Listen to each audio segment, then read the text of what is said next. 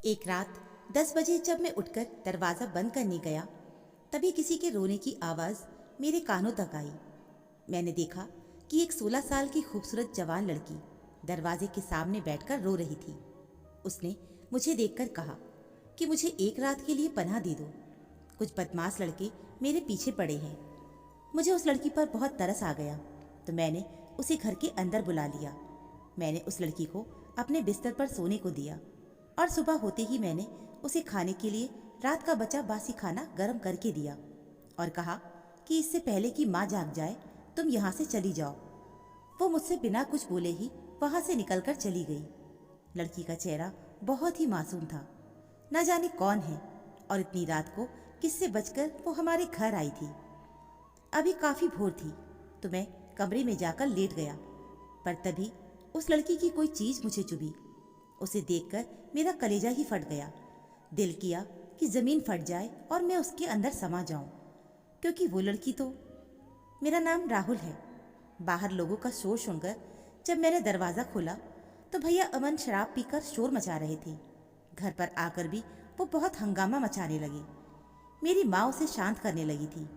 पिता का साया तो बहुत पहले ही हमारे ऊपर से उठ चुका था। माँ घर संभाल रही थी और बड़े भैया पापा का दुकान संभालते थे। पिछले एक हफ्ते से भैया दुकान पर नहीं जा रहे थे और खूब शराब पीकर घर आते थे। जब होश में रहते तो माँ उसे खूब डांटती थी और खूब समझाती भी थी, पर उन्होंने अपनी हरकतें नहीं छोड़ी। मैं अभी 12वीं कक्षा में पढ़ता था। जब मैं स्कूल के लिए तैयार हो रहा था कि अचानक बाहर से शोर आने लगा। जान चली गई, जान चली गई। थोड़ी देर के अंदर ही घर पर कुछ लोग आए और लाश को वहीं छोड़कर चले गए। अपने कमरे के अंदर से मैं रोने लगा। भैया की हरकतों के कारण माँ बहुत बीमार हो गई थी, लेकिन भैया ने तो आज से दुकान खोलने का फैसला कर लिया था। पर माँ अब वो ये देखने के लिए जिंदा ही नहीं बची। बेचारी बाहर सब्जी लेने गई थी। अपने कमरे से बाहर निकलकर जब मैंने हिम्मत करके लाश को देखा तो मेरी आंखें फटी की फटी रह गई। मेरे सिर के ऊपर मानो आसमान टूट पड़ा था। सामने मेरी अमन भैया की लाश पड़ी थी। पड़ोस की औरतें किसी तरीके से मेरी माँ को पकड़कर घर के अंदर लेकर आ रही थी। अभी तो भैया ने अपनी गलती समझकर दुकान खोलने के लिए जा रहे थे और अभी अभी वो इस दुनिया की छोड़कर चली गई। मैंने अपनी माँ को संभालने की कोशिश की, पर मैं अंदर से खुद ही टूट चुका था। मैं और मेरे भैया बहुत ही करीब थे और जब भी मेरे भैया कुछ गलती करते तो मैं उन्हें माँ और पापा से बचाने की कोशिश करता था। पर आज वो आंखें बंद करके बेजान से पड़े हुए हैं। माँ बिल्कुल बेसुध बैठी थी। उनका क्रियाक्रम जब खत्म हो गया तो माँ से छुप छुप कर मैं बहुत रोया करता था और मेरी माँ तो हिम्मत बिल्कुल हार चुकी थी। कुछ दिनों के अंदर वो और बूढ़ी और बीमार हो चुकी थी और दुकान बिल्कुल बंद हो चुकी थी। घर के हालात भी बहुत खराब थे। मेरी माँ ने मेरे पास आकर कहा कि बेटा, मुझे पता है कि तुझे पढ़ने का शौक है, पर अब अमन नहीं रहा तो तेरे ऊपर जिम्मेदारी आ गई है। पर मेरा कोई भरोसा नहीं है। मैं जल्दी ही कोई अच्छी लड़की देखकर तेरी शादी करवा दूंगी। मैं नहीं चाहती कि मेरे बाद तू अकेले परेशान हो और धक्के खाए। जब अमन तुझे सहारा देने को नहीं रहा तो मैंने इस बात पर कुछ नहीं कहा। मुझे पता है कि अब मेरी माँ इस घर को नहीं संभाल पा रही थी। खाने को भी बहुत दिक्कत हो गया था। मैं स्कूल और दुकान दोनों संभालने लगा और मेरी माँ मेरे लिए लड़की ढूंढने लगी। पर जिस घर में अभी अभी जवान बेटी की मौत हुई है और माँ भी बीमार है और बेटा भी स्कूल जाता है, कमाई भी सही से नहीं है, ऐसे घर पर कोई भी इंसान अपनी बेटी की शादी नहीं करवाना चाहता था। माँ मारी मारी फिर रही थी, पर उन्हें मेरे लिए कोई भी ढंग की लड़की नहीं मिली। फिर एक रात एक अजनबी हसीन लड़की घर के बाहर रोती हुई पनाह मांगने लगी, तो ऐसे में उसे देखकर मुझे अपने भाई की याद आ गई कि किस तरह से मुसीबत में वो मुझसे मदद मांगा करता। और आज अमन भैया के जाने के बाद मैं बिल्कुल अकेला पड़ गया था। मैंने उस लड़की को घर के अंदर आने को कहा, पर हमारे घर में 2 ही कमरे थे। एक में माँ सो रही थी तो मैंने अपना कमरा उसे दे दिया और मैं रसोई में चादर बिछाकर सो गया। सुबह को मैंने उठकर उस लड़की को घर का बचा हुआ खाना दिया। वो चौंक गई। उसने खाने का शायद उम्मीद भी नहीं की थी। मैंने कहा कि मेरी माँ अंदर सो रही है, अगर वो तुम्हें देख लेगी तो मुसीबत आ जाएगी। तुम जल्दी से खाकर यहाँ से निकल जाओ। तभी उस लड़की ने पूछा, आजकल तो कोई भी किसी को अपने घर पर पनाह नहीं देता, तो तुमने रात को अपने घर पर मुझे कैसे रहने दिया। मैंने कहा कि मेरे अमन भैया की अभी अभी मौत हुई है और मैं अंदर ही अंदर बहुत अकेला हो गया हूँ। यही वजह है कि मैंने तुम्हें शरण दी, क्योंकि मेरे भैया भी मुसीबत में मुझसे मदद मांगा करते थे। मैंने पूछा कि आखिर कल रात को तुम यहाँ पर क्यों आई। उसने कहा कि कुछ बदमाश मेरा पीछा कर रहे थे और मैं भागते हुए यहाँ पर शरण लेने आई। जाने से पहले उसने कहा कि तुमने मेरी मदद की है, मैं भी तुम्हारी मदद ज़रूर करूँगी। उसके बाद वो लड़की चली गई। मैं भी सुबह स्कूल के लिए जाने लगा। माँ की हालत भी बहुत ख़राब थी। कभी खाना बनाती तो कभी भूल जाती और जवान भाई की मौत पर रोती रहती। अगले दिन मैं फिर से दरवाज़ा बंद करने गया तो वो लड़की वहाँ खड़ी थी। वो आज रात के लिए मुझसे शरण मांग रही थी। आज मैंने गौर से देखा तो लड़की बहुत ही खूबसूरत थी। मुझे लगा कि ये लड़की फिर से हमारे घर पर क्यों आ गई है। आखिर इस लड़की का माजरा क्या है, ये किससे भागती फिर रही है, कहीं कुछ झूठ तो नहीं कह रही। मुझे उस पर तरस आ गया। फिर मैंने उसे अपने घर पर बुला लिया और अपने बिस्तर पर सोने को कहा। आज वो मुझसे अमन भैया के बारे में पूछने लगी, उनकी मौत पर अफसोस करने लगी। उसने मुझसे नाम पूछा तो मैंने राहुल बताया और उसका नाम नेहा है। नेहा ने कहा, तुमने मुसीबत में मेरा साथ दिया है, मैं ज़रूर तुम्हारी मुसीबत में साथ दूंगी। वो फिर से चली गई। अगली सुबह मेरा स्कूल नहीं था। मेरी माँ नाश्ता बनाते बनाते अचानक ही रसोई में गिर पड़ी और बेहोश हो गई। मैं घबराया हुआ सा रसोई में गया तो देखा उनकी सांस चल रही है। किसी तरीके से उठाकर उन्हें कमरे तक लेकर आया। जब उन्हें होश आया तो देखा उन्हें काफ़ी चोट लगी है। मैंने उनकी मरहम पट्टी की।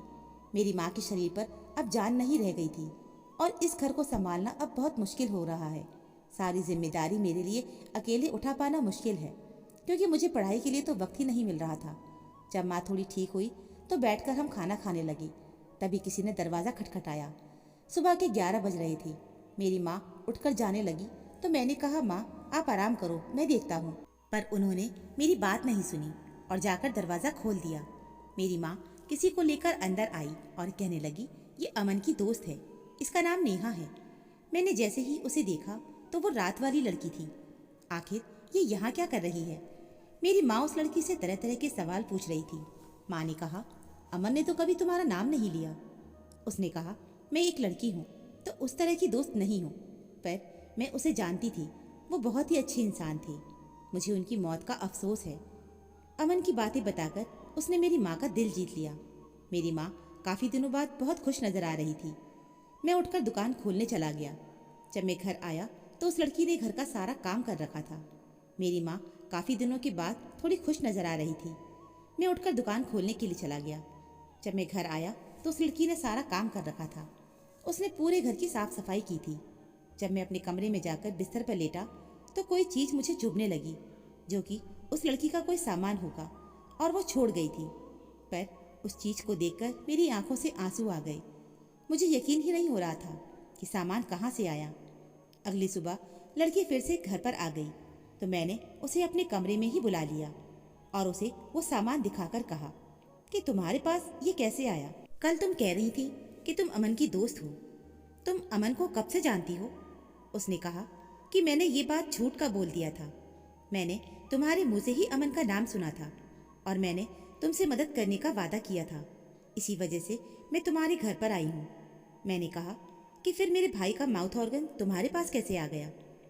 एक पल के लिए तो वो चौंक गई, लेकिन अगले ही पल उसने खुद को संभाला और कहा कि ये माउथ ऑर्गन तुम्हारे भाई का ही है, मुझे नहीं मालूम था।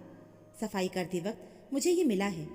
ये माउथ ऑर्गन मेरे अमन भैया की फेवरेट थी, पर कहीं खो गई थी और हमें कहीं मिला नहीं था। इस लड़की ने इसे कैसे ढूंढा। जब मैं स्कूल जाता था तो वो लड़की दुकान भी संभाल लिया करती थी और मेरे घर का कामकाज भी। एक दिन मेरी माँ ने उसे कुछ पैसे दिए और कहा कि बेटी ये तेरी मेहनत का है। वो रोने लगी और कहने लगी, मैं बिल्कुल बेसहारा हूँ, आप मेरे सर के ऊपर अपना हाथ रख दो तो मुझे सहारा मिल जाएगा। मेरा इस दुनिया में कोई भी नहीं है और ये जालिम दुनिया जिससे मैं बचती फिर रही हूँ। अगर आपने मेरी शादी राहुल से करवा दी तो मेरी माँ को तो मानो मन की मुराद ही पूरी हो गई। वो मेरे लिए कब से लड़की तलाश कर रही थी और लड़की अब घर पर आकर ही खुद ही अपनी शादी की बातें कर रही है, वो भी एक बेसहारा लड़की। मेरी माँ ने बिना कुछ सोचे समझे उस लड़की से मेरी शादी करवा दी और कुछ ही महीने में वो लड़की उम्मीद से हो गई। धीरे धीरे अपने भाई के खोने के गम से मैं और मेरी माँ बाहर आ गए थे। पर इस बीच मेरी माँ बहुत बीमार पड़ गई और चल बसी। पर मुझे नेहा ने संभाल लिया था और एक बच्चे की आने की खुशी में मैं अपना गम भूल चुका था और मेरी 12वीं की पढ़ाई भी पूरी हो चुकी थी। तो मैं पूरे वक्त दुकान ही संभालता था और वो घर संभालती थी। तभी उसने मुझसे कहा कि मैं तुम्हें अपने घर पर ले जाना चाहती हूँ। पर मुझे नहीं पता था कि उसके घर पर जाकर मैं नेहा को हमेशा के लिए खो दूंगा। उसका घर बहुत ही बड़ा था, वो बहुत रईस थी, उसका इस दुनिया में कोई नहीं था, पर किसी चीज़ की उसके पास कोई कमी भी नहीं थी। उसके घर जाकर हम रात को सो गए। सुबह उठकर देखा तो मुझे घर पर छोड़कर वो बाहर गई थी। मैं इधर उधर घूमने लगा तो मुझे एक एल्बम मिला जिसमें मेरी ढेर सारी तस्वीर खींच रखी थी। और ये तस्वीर अभी की नहीं थी, बल्कि मेरी शादी से पहले की थी, जब अमन भैया जिंदा थे। मैं उन तस्वीरों को देखकर हैरत में पड़ गया। नेहा ने मेरा पीछा करके ये सारी तस्वीरें चोरी से आखिर क्यों ली? मैं उसका घर देखने लगा। हर कमरा बहुत बड़ा था और बहुत ही लाजवाब था। तभी मुझे एक कमरा मिला जो कि लॉक था। मैं उसकी चाबी तलाशने लगा, लेकिन वो कमरा मुझे खोलकर देखना था। सामने एक चाबी की बॉक्स में अलग अलग चाबी से ताला खोलने की कोशिश करने लगा कि आखिर एक चाबी से ताला खुल गया। पर कमरे के अंदर घुसते ही मेरी आंखें फटी रह गईं। मेरे दिल की धड़कन मानो थम सी गई। उस कमरे में नेहा के साथ मेरे भाई की एक तस्वीर थी। नेहा पहले से ही मेरे भाई को जानती थी। अमन ने कभी मुझसे नेहा का जिक्र नहीं किया था। तब अचानक ही नेहा कमरे के सामने आकर खड़ी हो गई। उसके चेहरे के रंग बिल्कुल उतर चुका था। मैं काफ़ी गुस्से में था। मैंने कहा, ये सब क्या है नेहा? अब तो मुझे सच सच बताओ। और वो रोने लगी। उसने कहा कि अमन मेरा बॉयफ्रेंड था। मैं उसे बहुत पसंद करती थी, पर अमन बिल्कुल आवारा किस्म का लड़का था। आवारा लड़की के साथ घूमता रहता था। मैं उससे शादी करना चाहती थी, पर उसने मुझसे शादी करने के लिए मना कर दिया था। मैं बहुत परेशान थी क्योंकि मुझे पता चला था कि मैं माँ बनने वाली हूँ। अमन ने मुझे अपनाने से मना कर दिया था, तो मैंने सोच लिया था कि मैं अब तुमसे शादी कर लूँगी। अमन मुझे बहुत पहले से ही तुम्हारे बारे में बताता रहता था। मैंने तुम्हारे बारे में सारी खबर ले रखी थी और तुम्हारी कुछ तस्वीरें भी खींच ली थी। मुझे पता था कि तुम अमन से बिल्कुल अलग हो, एक अच्छे लड़के हो और गलत संगत में नहीं पड़ती। एक दिन अमन मेरे घर पर आया तो मैंने उससे कह दिया कि मैं राहुल से शादी करूँगी। अब तुम मेरे घर पर दोबारा मत आना। हम दोनों के बीच में बहुत झगड़ा हुआ और वो गुस्से में चला गया और 7 दिन के अंदर ही उसकी मौत भी हो गई। मैंने कहा कि तुम्हारी वजह से मेरे भाई की मौत हुई है। तुमने उसके साथ रिश्ता तोड़ने की बात की थी, इसीलिए वो रोज़ शराब पीकर आता था और दुकान भी नहीं खोलता था और परेशानी के कारण ही उसका गाड़ी से एक्सीडेंट होकर मौत हो गई। नेहा ने कहा कि मुझे माफ़ कर दो। मैं नहीं चाहती थी कि अमन की जान चली जाए, पर उसने मुझसे शादी करने के लिए इनकार कर दिया था। इसी वजह से मैंने तुमसे रिश्ता बनाने की बात अमन से कही थी। अब तक मुझे लगता था कि नेहा मेरे बच्चे की माँ बनने वाली है, पर यह बच्चा तो अमन का है। लेकिन मैं उसे ठुकराना भी नहीं चाहता था, क्योंकि मेरे भाई की आखिरी निशानी उसकी कोख में पल रही थी। इसी वजह से मैंने उसे अपना लिया और नेहा भी एक अच्छी पत्नी साबित हुई। कुछ सालों के अंदर ही उसने मेरी भी एक बेटी को जन्म दिया और हम हमेशा के लिए खुशी खुशी से रहने लगे थे। तो दोस्तों, उम्मीद है आपको ये कहानी ज़रूर पसंद आई होगी। कहानी अच्छी लगी हो तो प्लीज़ वीडियो को लाइक, चैनल को सब्सक्राइब ज़रूर कर लीजिएगा।